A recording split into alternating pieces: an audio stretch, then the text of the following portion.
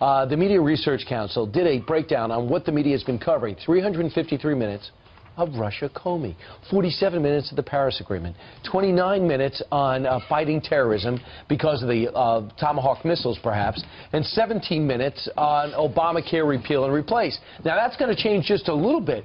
The problem with this story is there's no there when it comes to collusion. It's beginning to flip back to President Obama. Are they still going to stick with the Russia theme? Well, the problem, and the reason I started this segment with hashtag fake news, is because Sarah Huckabee Sanders was in front of the assembled media in the press room yesterday, and she was talking about how there's so much fake news out there. People don't know what is true and what isn't. There was the CNN embarrassment this week where they had to take down a story that linked Anthony Scaramucci, who's tied to the president, to Russia. They couldn't prove that, and apparently he threatened a $100 million lawsuit, and so CNN said, hey, you three people, come on in here. You're all fired. We're going to pay you off. You're gone. Yeah, they still get their contracts. Interesting punishment. Meanwhile, Brian Karim, a guy you never heard of, writes for a small magazine and for Playboy, a magazine you probably don't get, went at it with Sarah Huckabee. Let's listen.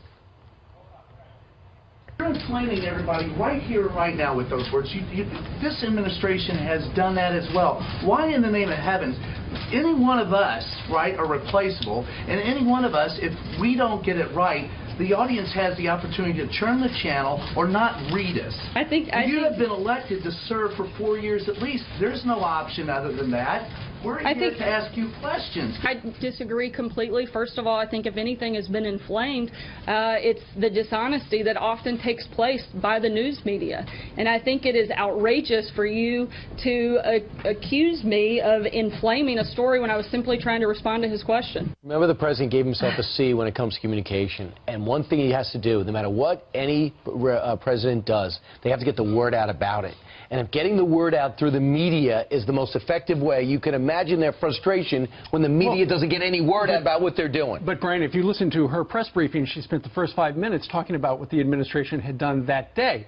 But the media instead chooses to focus on something else. That's one of the reasons why they decided to take down the camera.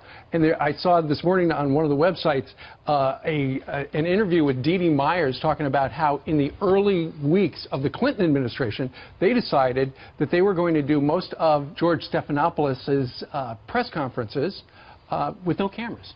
Right. And unlike now, where certain reporters are saying this is the end of, for the most part, the First Amendment, back in those days, it was not a problem. But I thought she handled it beautifully. Yeah. Sarah Huckabee Sanders, I would be sweating bullets if someone went after me like that in the press briefing room. And she just looked at him, she fought back, and then she turns to our Kevin Corgan and says, okay, Kevin, you have a question? She handled it beautifully. Right.